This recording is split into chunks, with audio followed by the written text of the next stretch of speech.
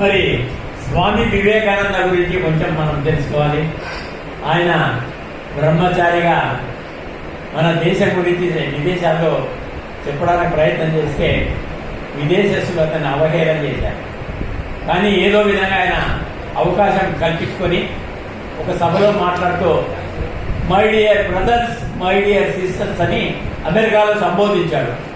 ఒక 10 నిమిషాలు కరధ్వనులు వాగినాయి ఆయన చెప్పిన మాటలు. అంటే వాళ్ళకి ఎంత అర్థమైపోయింది.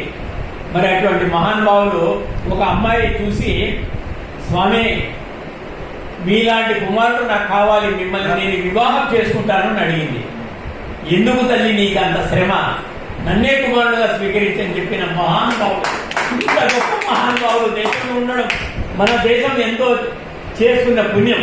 మరి వారి గురించి మరి అదేవిధంగా 1846 ఉయ్యలవాడ నరసింహారెడ్డి గారు మన రాయలసీమలో దేశ స్వాతంత్రం కోసం పోరాటం చేశారు.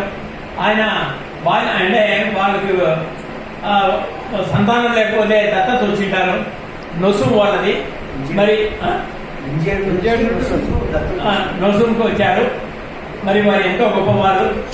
మరి సుమారుగా ఆయన 900 మందితో యుద్ధం స్టార్ట్ చేసి 9000 మందిని సైన్యాన్ని ఏర్పాటు చేసుకొని బ్రిటిష్ సామ్రాజ్యాన్ని గడగడలాడించిన మహానుభావుడు.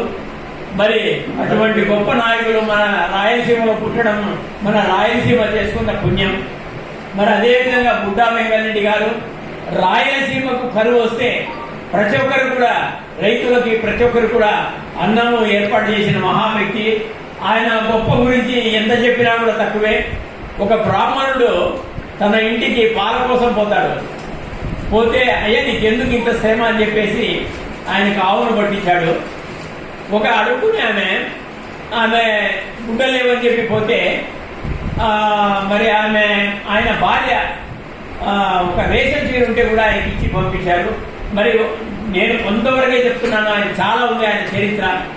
మరి అటువంటి మహానుభావులు పుట్టిన గడ్డ మన రాయలసీమ.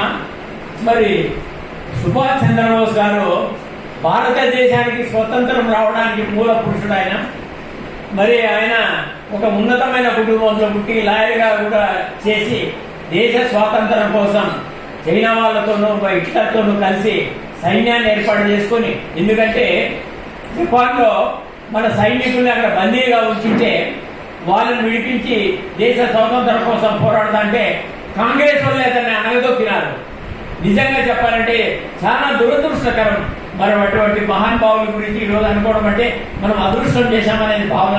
మరి సర్దార్ వల్లభాయ్ పటేల్ దేశ స్వాతంత్రం కోసం పోరాడిన వ్యక్తి. మన హక్కుల కమిటీ చైర్మన్ ఎవరంటే సర్దార్ వల్లభాయ్ పటేల్. మరి నెహ్రూ ఏదో ఒక చట్టం పెట్టేటప్పుడు ఆయన అడ్డమన్నాడు. ఆ రోజు నెహ్రూ ఏం చేశాడు, మరి ఆయన చనిపోయిన తర్వాత చట్టాన్ని ఏర్పాటు చేశాడు. ఇది ఒక మన దేశంలో ఒక దరిద్రం మనకి దేశంలో. మరి అదేవిధంగా లాల్ బహదూర్ శాస్త్రి గారు, ఆయన ఒక రైల్వే మంత్రిగా ఉన్నప్పుడు చాలా పేద కుటుంబం ఆయనకి. ఎక్కడో రైలు యాక్సిడెంట్ అయిపోతే ఆయన రిజైన్ చేసి నడుచుకుంటూ ఇంటికి పోయినాడు. ఎంత గొప్ప వ్యక్తులు వాళ్ళ గురించి ఎంత చెప్పినా కూడా తక్కువే. మరి ఆయన ప్రధానిగా 65లో ప్రధానిగా వచ్చాడు. ప్రధానిగా వచ్చిన తర్వాత పాకిస్తాన్తో మనకు యుద్ధం జరిగింది. యుద్ధం జరిగిన తర్వాత ఆయన మనం గెలిచినాం ఆ రోజు. తర్వాత ఇందిరాగాంధీ ఒక మోసపూరితమైన వ్యవహారం చేసి కాన్స్టిట్యూషన్ అందులో అతన్ని చంపించడానికి మూల కారణం ఏమంటే ఇందిరాగాంధీ. మరి ఇది మన కాంగ్రెస్ పార్టీ చేసిన సేవలు భారతదేశంలో. మరి అదేవిధంగా విశ్వేశ్వరయ్య గారు, ఆయన మహా తెలివైన వ్యక్తి. ఆయన ఏదైనా ఒక ప్లాన్ చేస్తే అది 100% సక్సెస్ అవుతుంది. మరి చాలా గొప్ప వ్యక్తి. నాకు కొంతవరకే తెలుసు, ఆయన గురించి నాకు ఎక్కువ తెలియదు. మరి ఆయన గురించి చాలా అమెరికాలో కూడా ఆయన తెలివితేటలతో బ్రిడ్జీలు కట్టించారు. మన తిరుపతి కొండకి దారికి మూలకారకుడు కూడా మన విశ్వేశ్వరయ్య గారు. మరి ఆయనకు మరొకసారి మేము చాలా నమస్కారాలు. మరి మహా గొప్ప వ్యక్తి మన అబ్దుల్ కలాం గారు. ఒక జాలర్ల ఇంట్లో పేద కుటుంబంలో పుట్టిన వ్యక్తి ఆయన. మరి అటువంటి ఆయన ఒక సైంటిస్ట్ గా ఎంతో పేరు తెచ్చుకున్నాడు. మన భారతదేశానికి ఎంతో పేరు తెచ్చాడు. మరి అటువంటి ఆయన మహానుభావుడికి మన రాష్ట్రపతిగా ఇస్తే 5 సంవత్సరాలు ఒక ట్రంక్ పెట్టి తీసుకుపోయినాడు. పోయేటప్పుడు ఒక ట్రంక్ పెట్టే తీసుకుపోయినాడు. ఇటువంటి వ్యక్తులు ఎంత చెప్పినా కూడా వాళ్ళ గురించి తక్కువే. ఈ మహానుభావులందరికీ పాదాభివందనం. లక్షల మంది ప్రాణాలు అర్పించి మన దేశ స్వతంత్రాన్ని తెచ్చినారు. కాబట్టి వాళ్ళందరూ కూడా పాదాభివందనం. మరి మన సైనికుల గురించి, మన సైనికులు 24 గంటలు మన కోసం ఆడ కాపలా ఉన్నారు.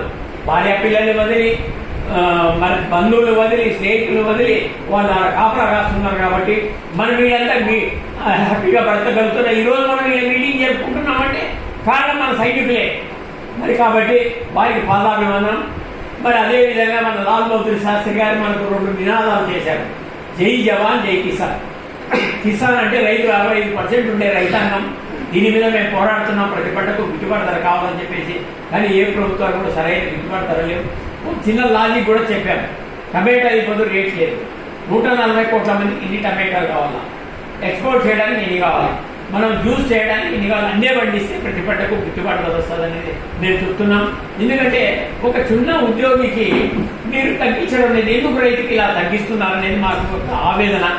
కాబట్టి ప్రభుత్వాలు మేము కోరేది ఒకటే, ప్రతి పంట కూడా రైతు గిట్టుబాటు ధర ఇవ్వండి.